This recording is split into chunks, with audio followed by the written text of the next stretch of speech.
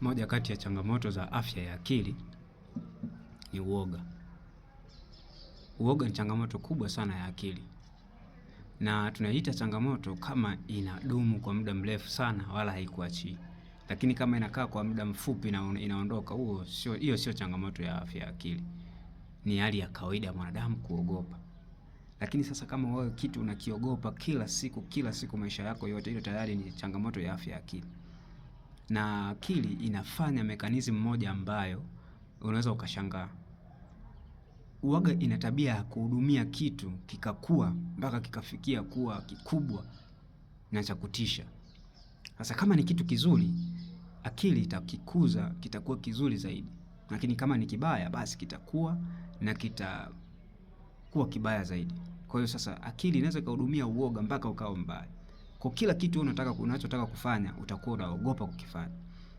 Na hata kama wakikushauri, ikiwa kwenye biashara au kwenye elimu, kwenye maisha ya kawaida, kwenye ndoa, chochote kile, unakuta watu wengine wamepitia magumu sana, shida nyingi sana, imewatengenezea tatizo la afya ya akili ambayo ndio uoga. Unakuta mtu mwingine anaogopa ndoa sana kwa sababu ameshapitia. Mwingine au ashahadisiwa, ule uoga ukamkaa.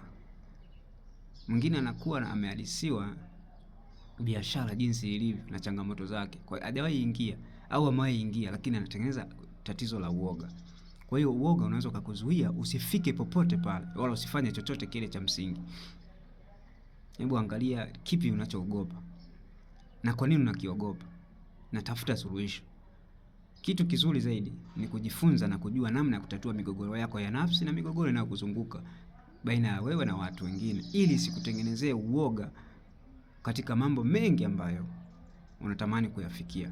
Tunatamani sana katika ndoto zetu tufikie sehemu, tuwe msaada hata katika familia zetu, tuwe msaada kwenye jamii, tufike mbali, tuyafurahie maisha, lakini kikwazo kikubwa ni uoga.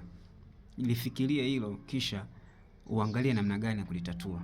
Nipo mtaalamu wako David Mongama, mtaalamu wa saikolojia na afya ya akili. Kwa msaada zaidi nitafute ili tuepuke uoga.